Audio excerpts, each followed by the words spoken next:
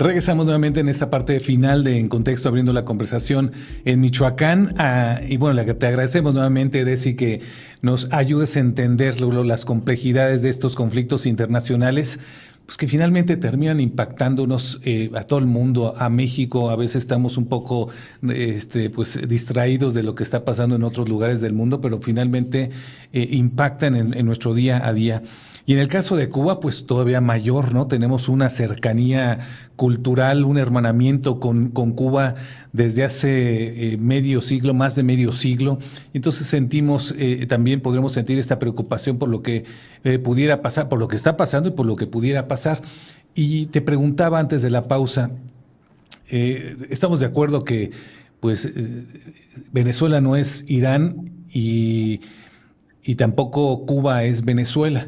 Pero bueno, finalmente, ¿no ves algunos elementos que pudieran facilitar, digamos, esta tarea que tiene y que se ha puesto sobre como meta, como reto Donald Trump? Es decir, pues finalmente intervenir en Cuba sin realmente una intervención militar, algo similar a lo que pasó con Venezuela, estacionar algunos barcos militares ahí frente a la isla. Y en este caso, a diferencia de lo que pasó en Irán, apostarle sí a una rebelión popular, con lo que se ha visto a través de documentales de los propios TikTokers. Hemos visto que hay un malestar creciente entre la población cubana por pues estos gravísimos problemas económicos. No tienen luz, no tienen prácticamente para comer, no hay empleo.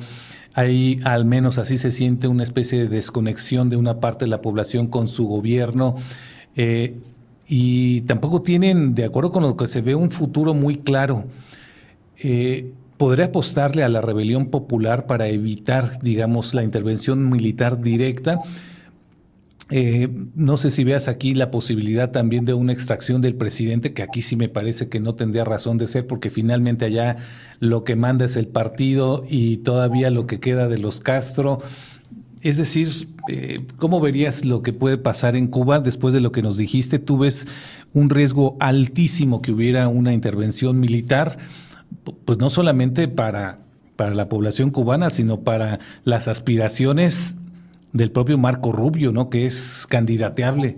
Si le salen bien las cosas en Cuba, pues yo creo que Donald Trump puede salir bien librado este 2026 y el propio Marco Rubio ser quizá la carta fuerte de los republicanos. Si le sale mal, pues yo creo que tendrán que irse despidiendo también ya de este proyecto que han empujado desde hace un año, 3 meses, ¿no?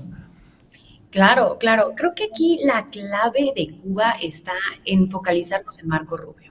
Sobre todo porque creo que hay un interés verdaderamente personal en todo esto. Y sabemos que de lo sucedido en Venezuela, también quien se lleva el triunfo fue Marco Rubio. Porque Marco Rubio tiene esta ascendencia latina, habla español, dice como que todo lo que sea para este lado de Latinoamérica en cuestión al control estadounidense es mío, ¿no?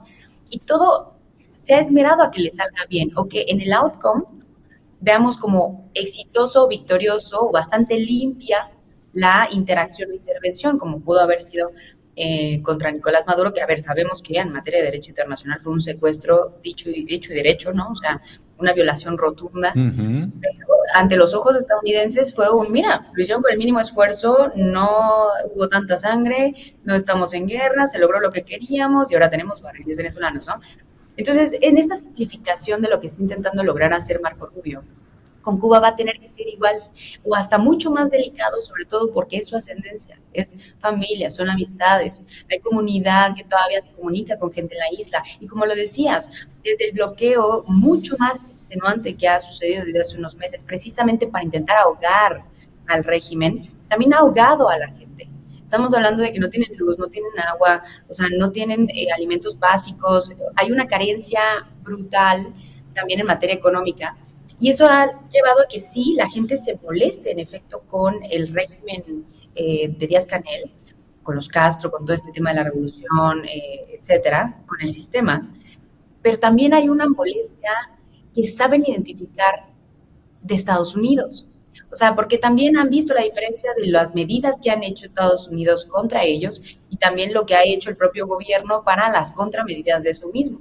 Entonces, creo que algo que va de mucho el análisis y que entra esta especulación de, no, pues cuando vean el Abraham Lincoln ahí parado, ¿no? En el malecón, pues entonces la gente se va a rebelar contra, o sea, una escena de Hollywood, ¿no? Y la realidad es que eso es más complejo, ¿no? En lo que es las vidas humanas, sobre todo contemplando que los cubanos no son una comunidad armada, ¿no? A menos de que sí haya filtración de armas, que eso nos permita pensar que va a haber un levantamiento rebelde, ¿no? De su parte. Otra muy importante es qué tan debilitada puede estar una población que no ha tenido insumos básicos y hoy está teniendo una crisis humanitaria. ¿Con qué fuerzas vas a pelear, incluso con palos o con lo que se te encuentres? En este sentido, ¿Tú ves a este bloque de países de izquierda latinoamericanos apoyando a Cuba? Vemos que después de esta amenaza, pues no escuchamos como bloque a Colombia, a Brasil, a Nicaragua o a México acuerpándose con Cuba. ¿Cómo ves la respuesta de estos países de izquierda? es que es muy difícil porque estamos hablando de que Estados Unidos hoy tiene un mecanismo y una logística continental de manejo y control absoluto. Y tengamos claro que eso ya tiene y rinde cuentas en impacto directo en materia económica y comercial, ¿no? O sea, si México quisiera ahorita mandarle armas, cosa que jamás hemos hecho a Cuba, claro que tendríamos una repercusión directísima, ¿no? Ya sea en materia de seguridad, en materia migratoria y ni se diga, ¿no? Con el TEMEC. Entonces también creo que cada país de izquierda, ¿no? Está cuidando mucho esta parte de hasta qué punto intercedes también en la protección de un país amigo. Claro que se van a levantar todas las denuncias posibles en materia internacional, claro que se va a denotar y denunciar el derecho internacional que hoy ya Estados Unidos, que se supone era el garante del mismo, se lo está pasando como siempre se lo ha pasado por donde quiere. Entonces, en este sentido, creo que es un manejo total y completo que va a recaer en Cuba y en la gente cubana, que es algo que a mí me parece importante, Mario.